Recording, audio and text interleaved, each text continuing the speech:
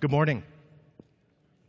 Our first speaker, Dr. Ted Peters, is the author of UFOs, God's Chariots, Flying Saucers in Politics, Science, and Religion.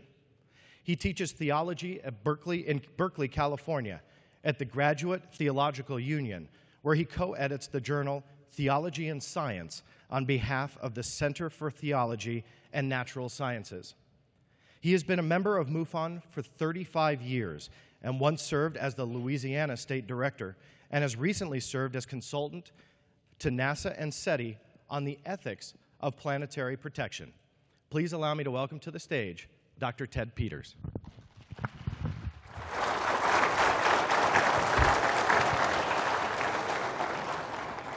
John, I want you to know that I've got my cell phone turned off. Well, good morning. I like the fact that it's early in the morning. Otherwise, it's risky for you to have a professor talk to you. You know the definition of a professor. That's a person who talks in somebody else's sleep. Science, SETI, and ufology as part, my topic as part of the theme here of understanding the work of MUFON and the field of ufology in terms of the scientific accent and the scientific commitments that we make. And I would like to deal with the question of what is the nature of science as applied to the question of extraterrestrial life in general, which would include those of us within ufology who are concerned about that, as well as other sciences, most particularly those at the SETI Institute. Here's the question I'm going to ask today.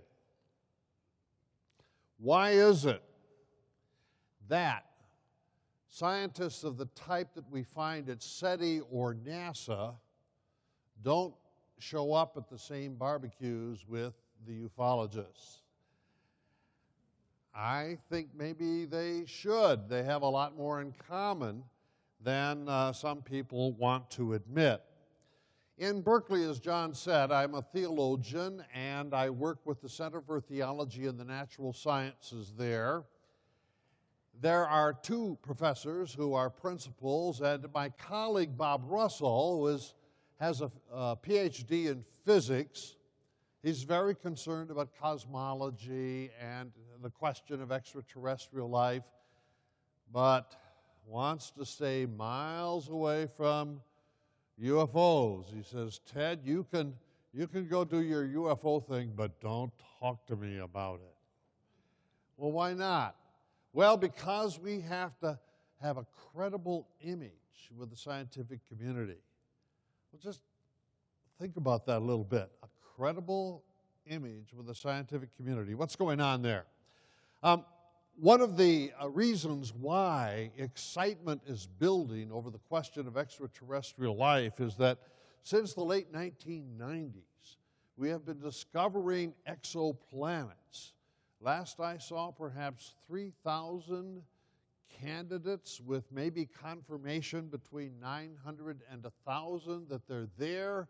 And with every discovery that happens a few times a month, we wonder, could this be the Goldilocks planet in the habitable zone where we have water and we have the conditions ripe for life? So this is a topic that we're all concerned about, even though ufologists have been concerned about it since the late 1940s. Who are the scientists that I'll be talking about? Astrobiologists primarily, but their colleagues, the astrophysicists, the astronomers, other space researchers, NASA, but primarily SETI, which you're probably familiar with, stands for the Search for Extraterrestrial Intelligence Institute, and their primary method is to listen for radio signals, or radio astronomy is their method for pursuing the search for off-Earth intelligence. There is a basic assumption at work in astrobiology, an assumption that most SETI researchers also make, and this will be the focus of what we're going to say in the next few minutes. This is Chris Impey, who heads the astrobiological project at the University of Arizona in Tucson, and it's the assumption that evolution leads to life, and then it leads to intelligence, and it leads to science and technology, and in Chris's words, since we, that's us on Earth, since we've only just attained the capability for space travel and communication, any civilization we encounter is likely to be far more advanced than we. That's an assumption. It is not a conclusion. My question is this a valid assumption or not? And obviously, by posing it this way, I think it's a very questionable assumption.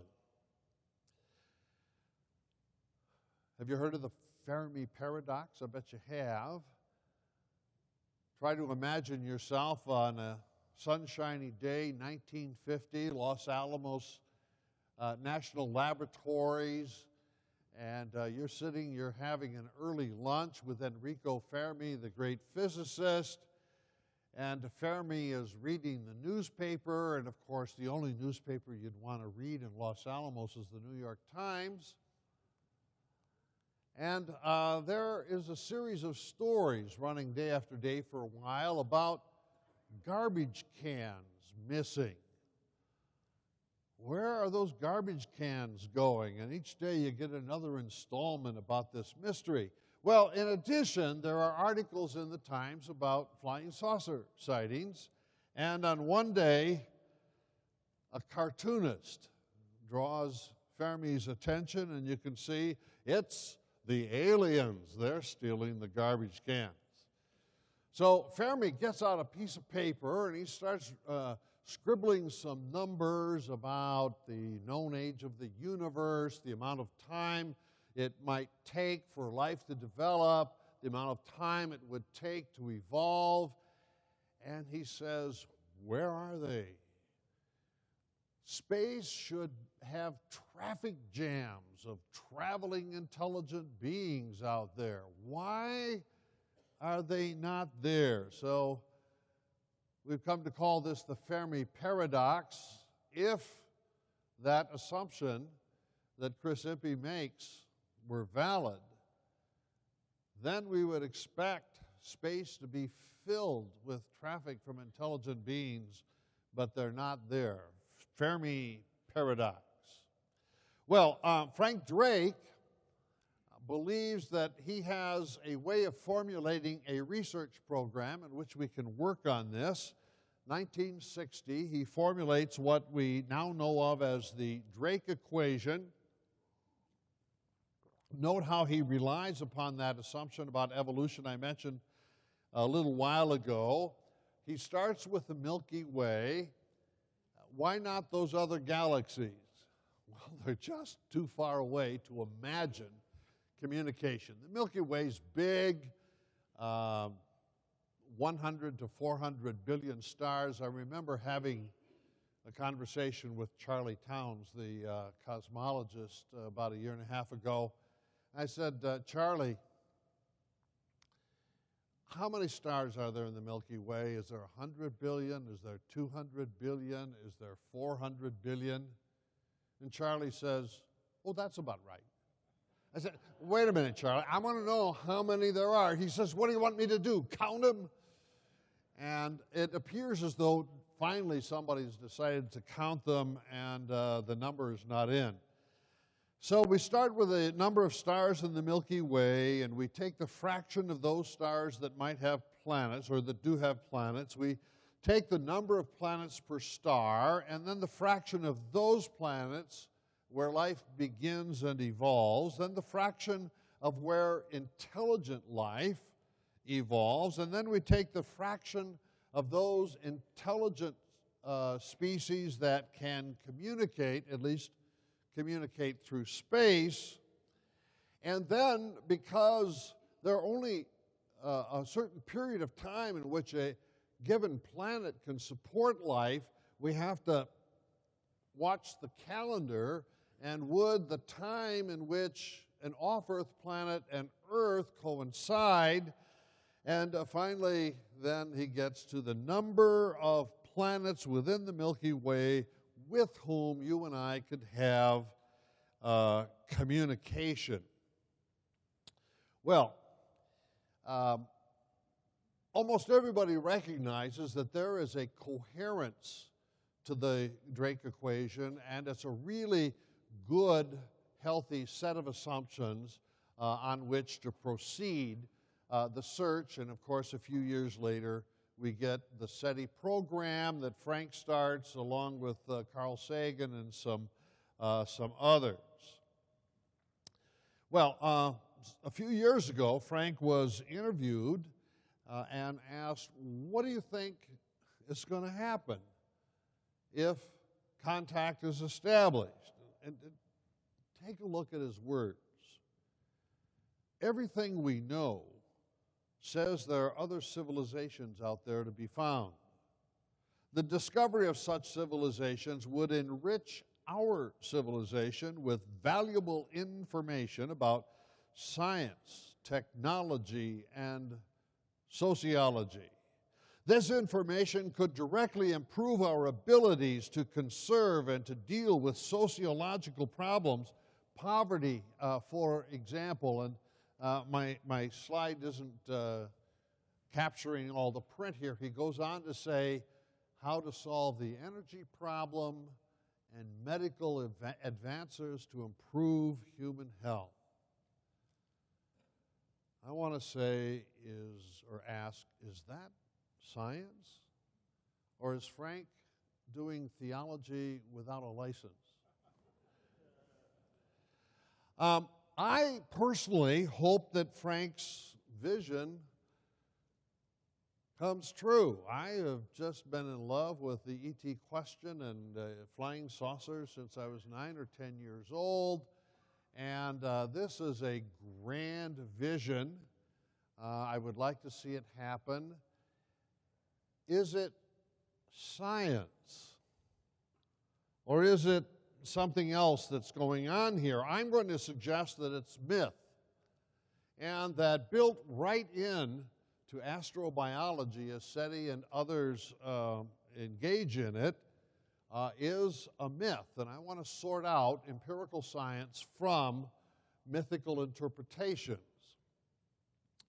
One of the interesting things about Frank Drake, he's a beloved person, and 2010, our next speaker, Al Harrison, and I were invited to make presentations to the Royal Society in London, and Frank Drake was present. It was the 50th anniversary of the formulation of the Drake equation. They brought Frank up, they gave him a standing ovation, and people around the world really appreciate Frank's contribution to this whole question of ETI.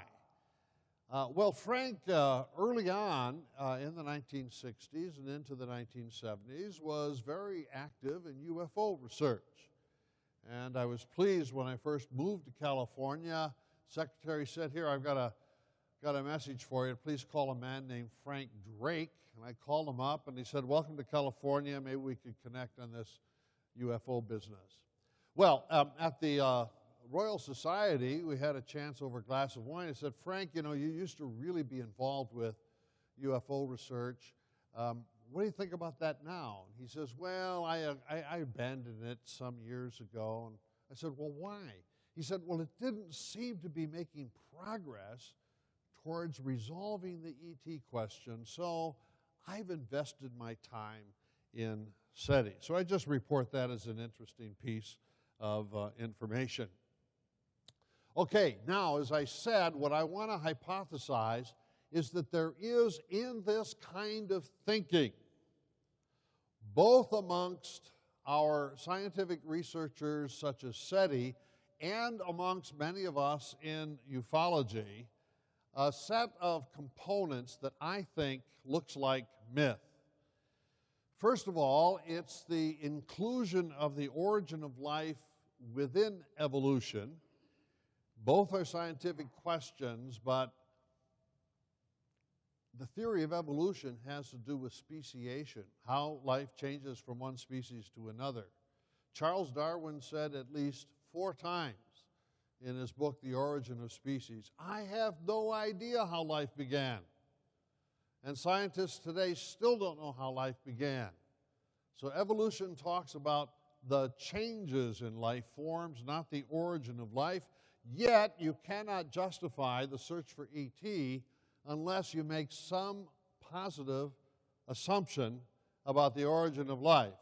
The second assumption that strikes me as mythological in character is that evolution is progressive, that you started out with the simple and the dumb, and then you advance to the intelligent, and the intelligent to the scientific, to the technical, etc. I just want to say, it doesn't look very scientific. It looks like some assumptions built in there, and I'll elaborate on this if I'm stepping on your toes right now. Then intelligence leads to science, and then science will save the human race. You saw that in Frank Drake's speculation. Science will save the human race, its sociological problems, its medical problems, and even the problem of energy. I want to call this a myth based on a pattern, and you can't see it there, of what I call the Gnostic Redeemer. Let me explain that, and then we'll see whether or not it fits what is going on.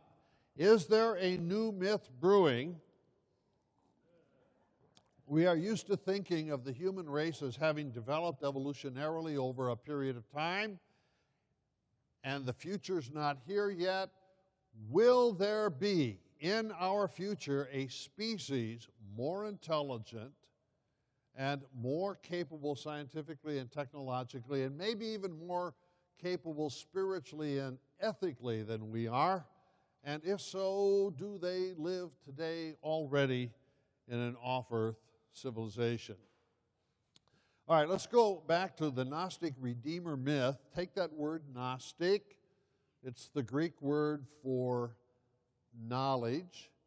So according to this myth, salvation comes through knowledge, and this myth was prevalent amongst the Greeks and the Romans just prior to and just after the New Testament period.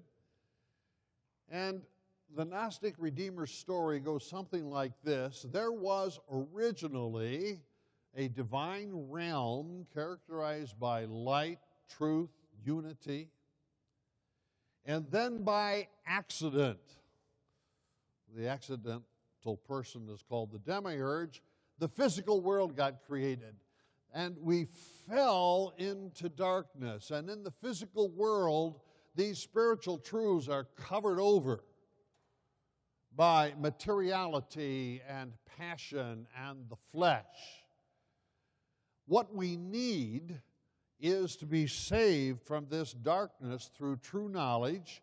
But the good news, according to this myth, is that there lies within each one of us as a human being a little spark of the divine, a little bit of that original light.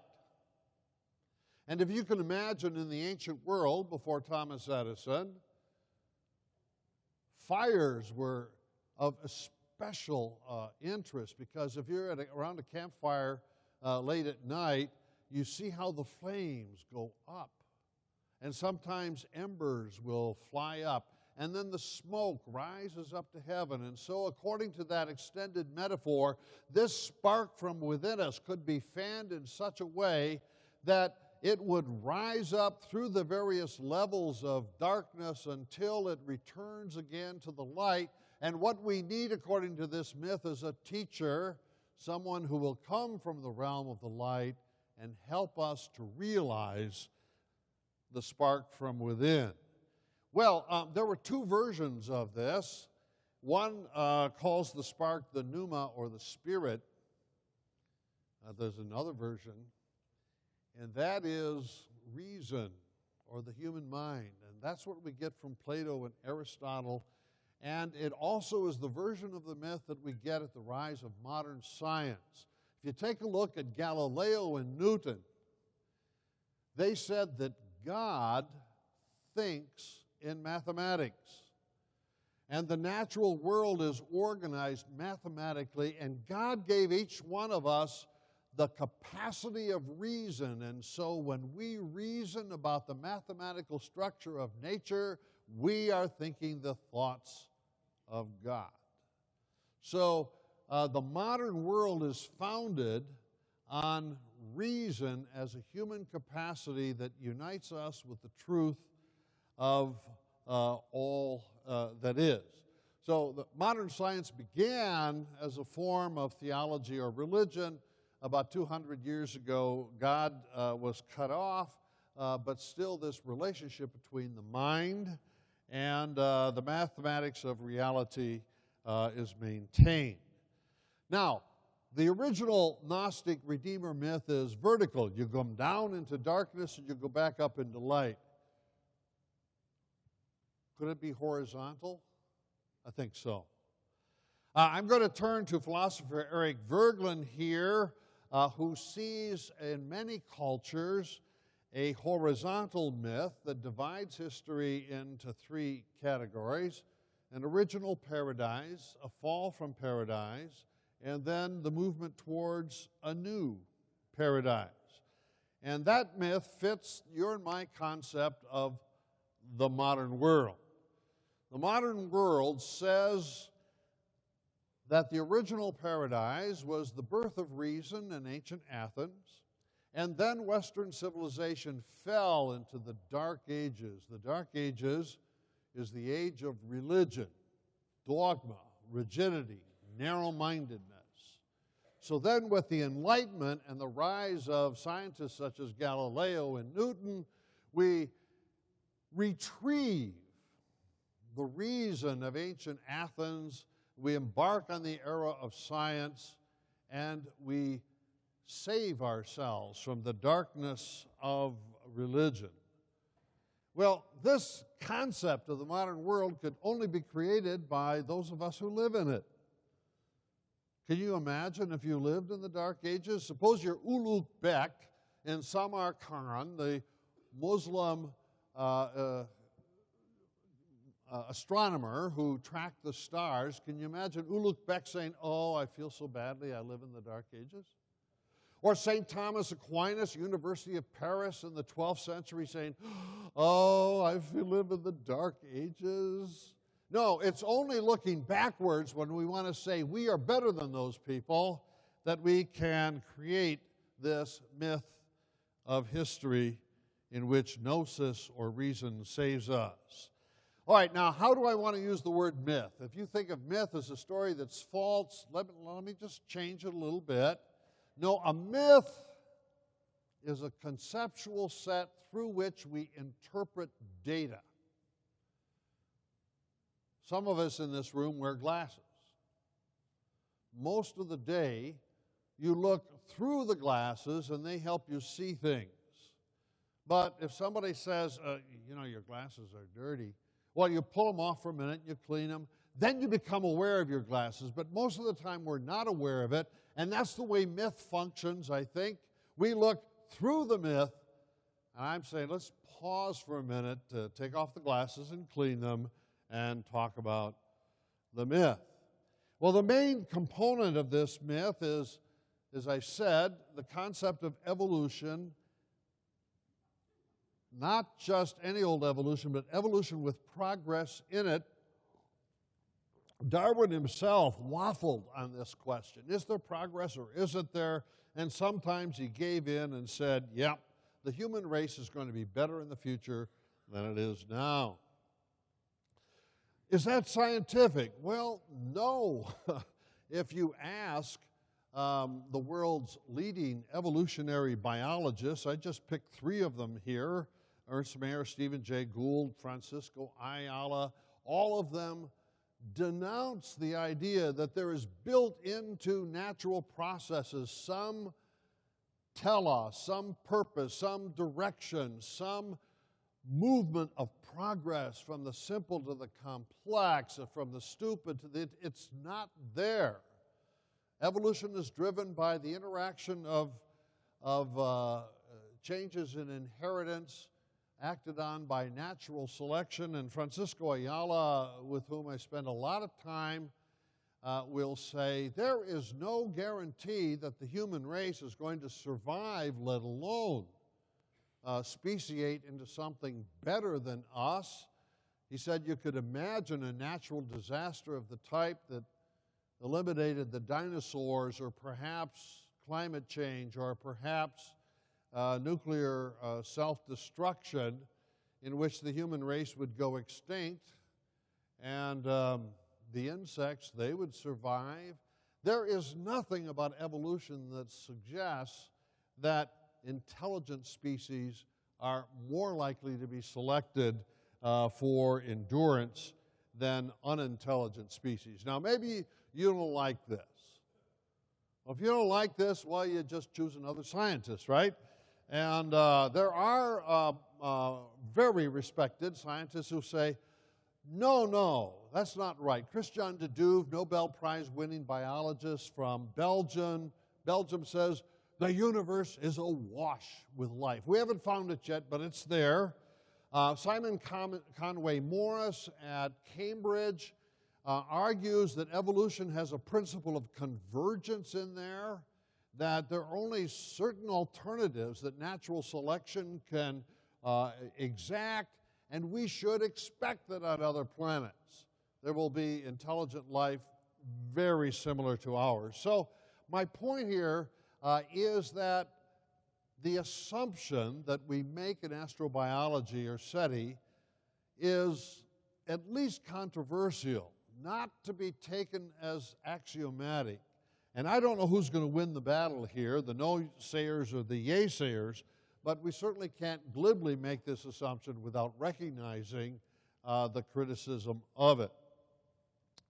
There's one more aspect about myth that I think we ought to pay attention to, and I suggested this when I mentioned the myth of the modern age. And that is, you and I, when we tell myths, like to make ourselves into the hero. So let's take a look at the Freudian myth. Sigmund Freud says there are three great revolutions that make the modern world what it is. Number one, the Copernican revolution, putting the sun in the center of the universe and the earth on its periphery. Number two, the Darwinian evolution that anchors human nature in the natural world. Well, he's got to have a third. What's that third one going to be? I wonder.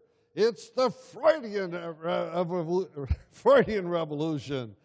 And he's worried about the ego. Let me say, I don't think he needs to worry about his own ego. So tell me a myth and put me in it. That's part of the dynamics of what's going on here. All right, now let's try to apply this to SETI and see what it is that we come up with. This is Jill Tarter, and for many years she was the director of the SETI project. Scientists really admire her. She's a good scientist, and she's provided excellent leadership.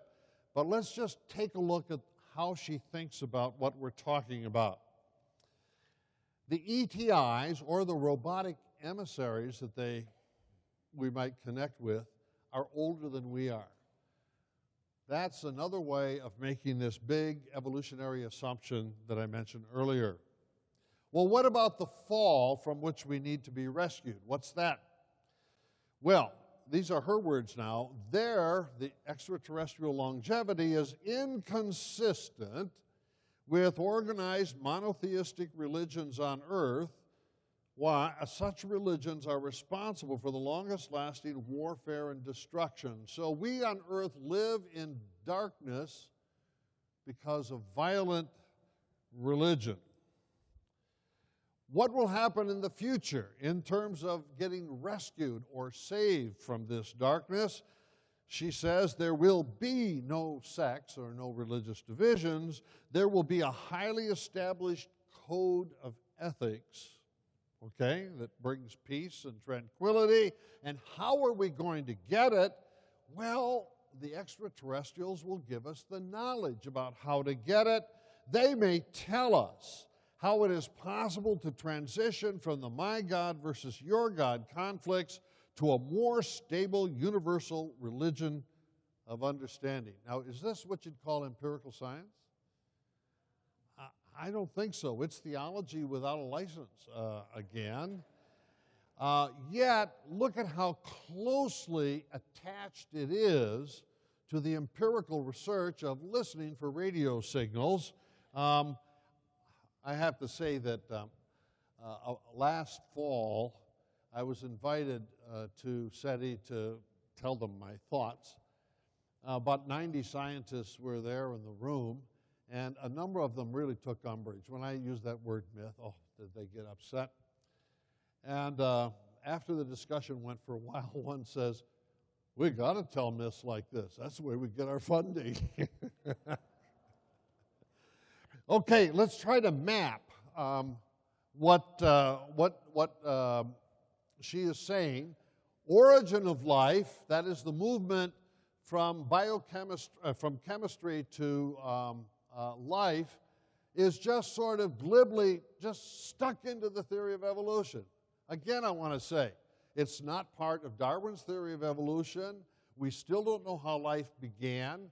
We may discover it, to be sure, but the chances of its fitting into the theory of evolution, that is to say, variation and inheritance with natural selection, I think pretty low that that's going to be involved. Then we've got this doctrine of progress, and then right in here in human civilization, we've got the rise of religion, which is less advanced, and then we get the rise of science and technology, which saves us from the vicissitudes of religion, and then we can look to the future when science and technology will save us from all human drudgery. Karen, my wife, and I visited a colleague, Chris McKay, not too long ago at NASA. And Chris is a Mars expert. He's one that wants to terraform Mars. We walked out of his office, and there is a giant picture hanging on the wall. I just had to take a picture of it. And let's take a look at this picture. It's called The Origin and Evolution of Life. Now, what I like about this is that origin and evolution are distinct. They're not collapsed in there. But what is the story that it tells? Well, let's start from left to right. The very early ages of Earth, 4.5 billion years ago, in which there's a lot of interaction between Earth and off-Earth bodies as we're getting clobbered with meteors and things. And then it settles down, and then life begins somewhere around here. Notice it's getting zapped by the sun. There's a whole mythological train of thought having to do with electricity, but I won't go into that in a moment.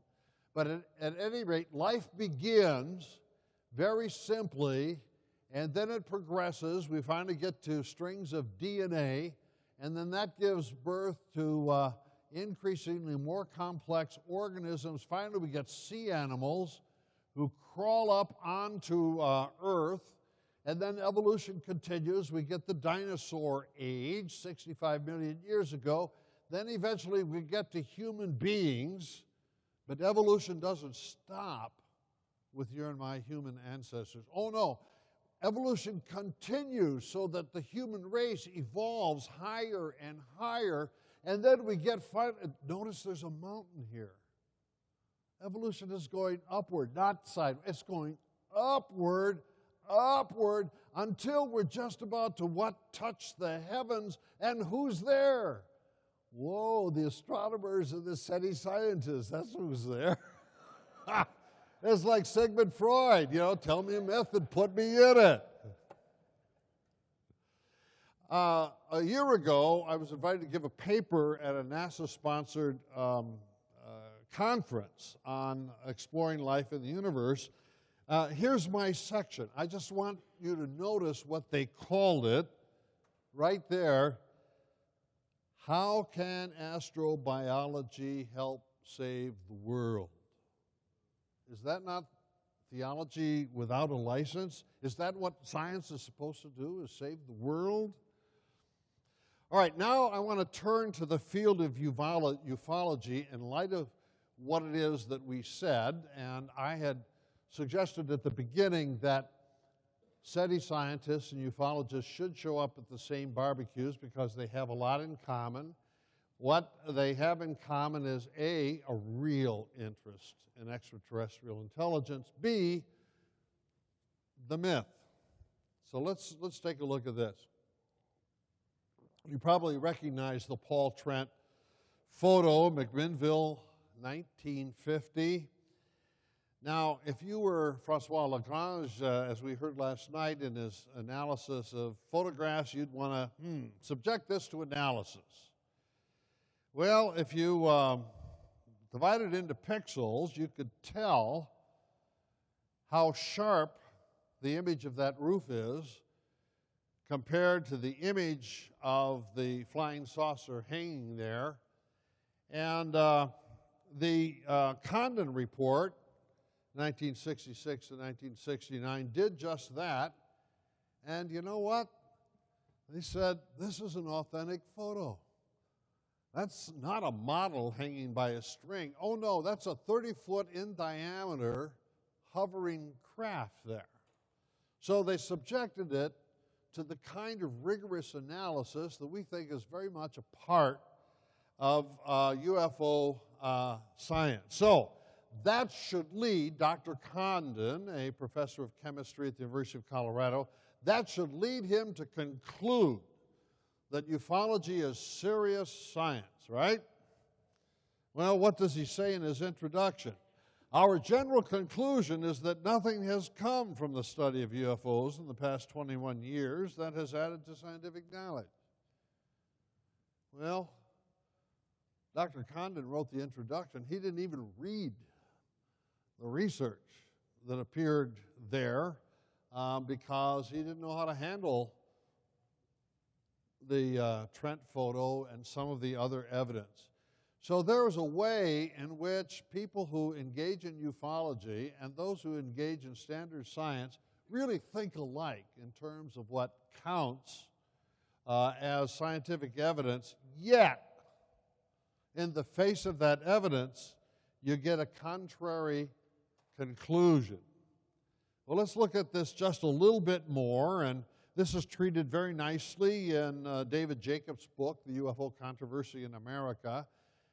And the question is, did Dr. Condon and his researchers perform admirable science? And the answer is no. Well, how do we know? Well, among other things, there's an internal memo called the Low Memo, in which the scientists are instructed our study should be conducted almost exclusively by non-believers. Pause. Non-believers. What role does belief play in science? I'm sometimes asked by media people, are you a UFO believer? I say, no, I believe in God, but I like to study UFOs. So Mr. Lowe divides the human race into two categories, believers and non-believers. Good science. The trick, he says, would be, I think, to describe the project so that to the public it would appear to be a totally objective study, but to the scientific community, it would present the image of a group of non-believers trying their best to be objective, but having an almost zero expectation of finding a saucer. I wonder why people in ufology object, as they frequently do. I see my time is evaporating here, so I may have to eclipse some of what follows. I've already made my main points. J. Allen Hynek, formerly consultant to the United States Air Force Blue Book program, was so incensed by the Condon report, he said the problem is that these scientists are not scientific enough. They're not open to where the evidence from UFO sightings and accounts might lead them. Let me I'm going to have to be a little bit selective here. You know what, I'm going to skip this and come back to that. Let me talk about my own method here. We speak frequently of the UFO phenomenon. Well, a good way to study any phenomenon is the method of phenomenology. And the word phenomenon is based on the Greek verb phino, which means to appear, and in an appearance you have that which appears and you have the person to whom it appears. You have the object and you have the subject. If we wanted to be scientific, we'd only look at the objects. But if you're in phenomenology, you would include, well, what's going on with the subject as well? And that's where I want to put the role of myth and just include it in our study of the phenomenon of UFOs. In a couple of minutes, you'll hear from Al Harrison, who has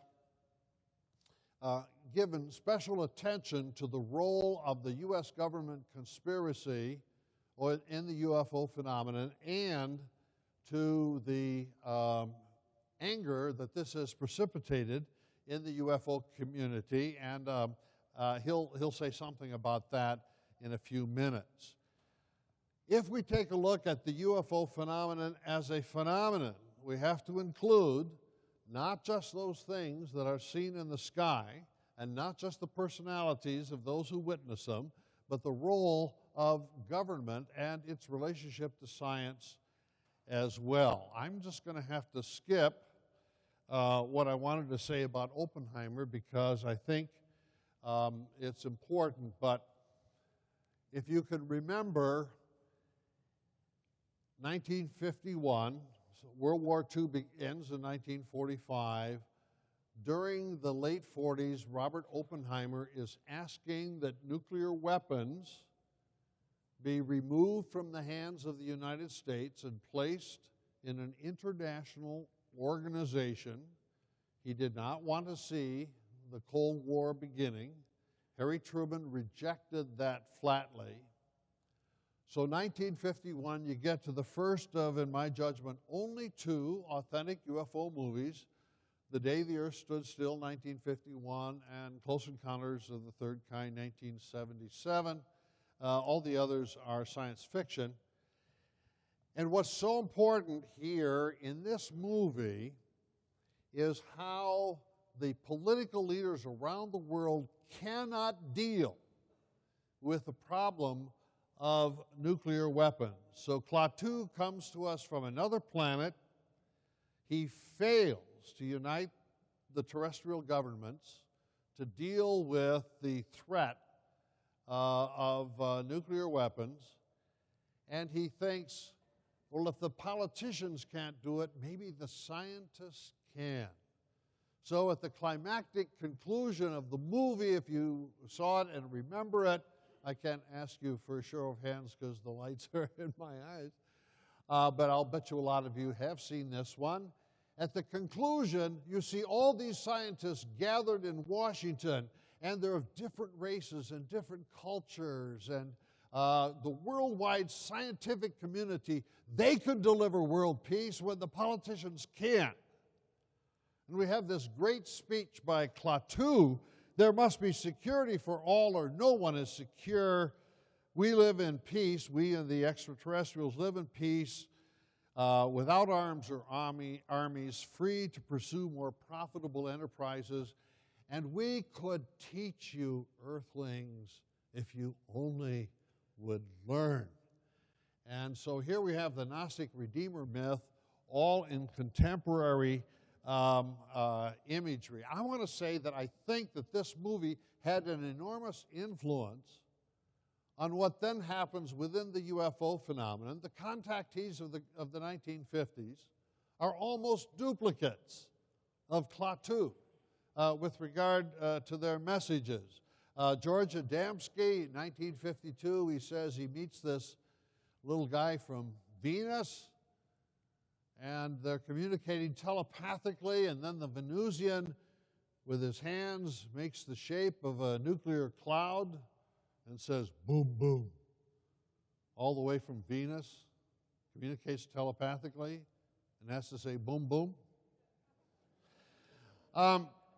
Contemporary UFO cults, I would include the Raelians, the largest UFO religion right now,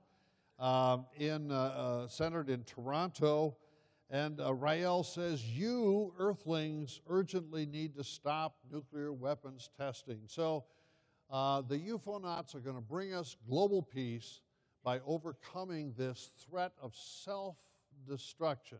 That's the Gnostic Redeemer myth at work and becoming the core of UFO-related religions. My point here is that times change, and we now have an ecological threat that we need to be saved from, and funny thing, the UFOs want to save us from that as well. A number of things about Stan Friedman here that I'm going to have to skip over, but Stan's main theme is the same as J. Allen Hynek's. The scientists should be more scientific than they are, and that means they should be open to evidence that UFO researchers are able to provide. Okay, my final point, Jan Harzen. Let's take a look at some of Jan's words that appeared recently in the MUFON UFO Journal. Jan is speaking from his heart, and he's also speaking as a MUFON leader. Will man become more accepting of his fellow human beings once he realizes that he is not alone in the universe? Will human understanding ultimately reach a level where wars cease and mankind begins to look at all humanity as his brother, or to be taken care of and served rather than destroyed? One can only hope, and it is with this hope that MUFON proudly bears the mission statement, the scientific study of UFOs for the benefit of humanity. Now, I find this inspiring. I find it something that I myself can embrace. Let me, and I warned Jan about this, okay? Let me suggest that when you catch Jan with a cup of coffee, that you ask him this question. How is it that science is going to deliver all these benefits to humanity? Seems to me there are two ways to interpret this. One would be science itself, medical science, or the other kinds of advances that we're making will make human life better. That's one alternative.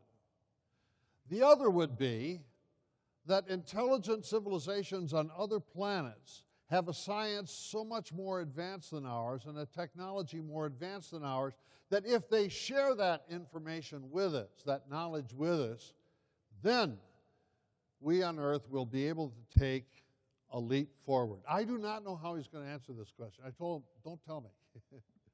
But maybe he'll tell you. Okay, final.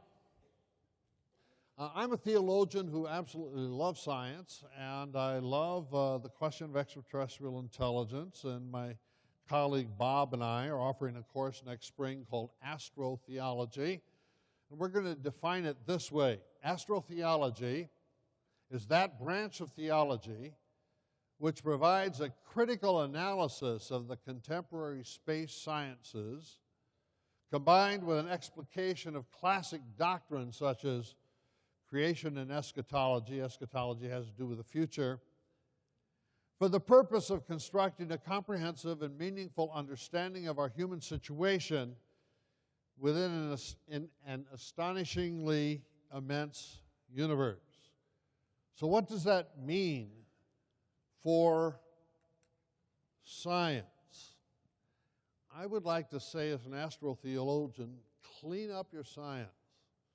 distinguish between what you can know empirically and what you have on the glasses with regard to myth that makes you want to so interpret your science in these salvific ways. Demythologize. Does that mean that a scientist can't speculate, can't hope? Of course. Speculation is what drives good science.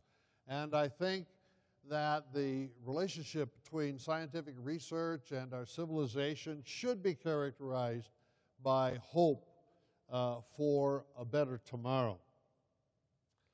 Finally, when it comes time for a barbecue, I would like to see the SETI scientists and the NASA scientists and the ufologists all enjoying it together. Bye-bye, and thank you for your attention.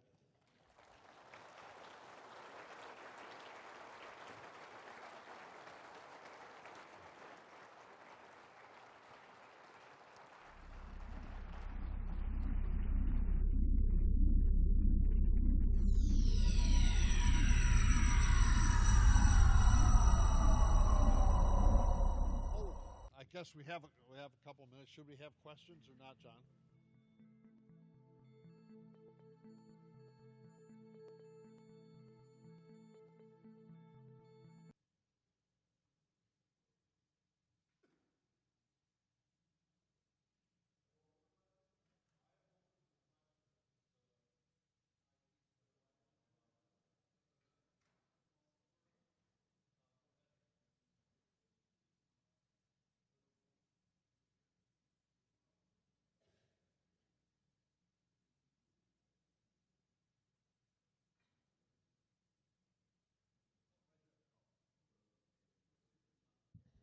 Okay, my powers of observation here.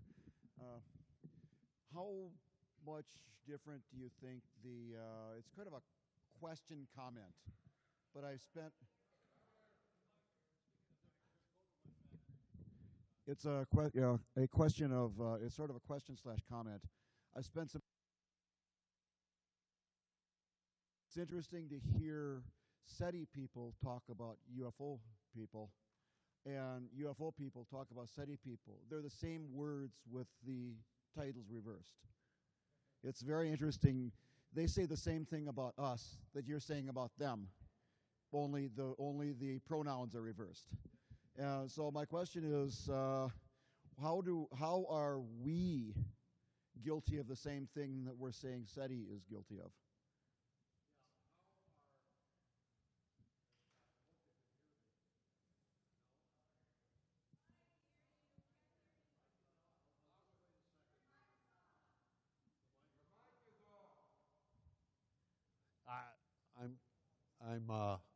There we go. All right, testing, there you 1, go. 2, 3. Okay, good. So he says that having hung around with people from SETI, and I like these people, and as you probably do too, but SETI people speak about UFO people in almost 180-degree opposite way that UFO people talk about them. The way I put it is the same words with the same phrase, but with the pronouns reversed. Yeah, the same phrases in reverse. The good news is that ought to be a repairable problem. What I think you might be alluding to here is that SETI people will dismiss ufologists because they're not scientific enough. And people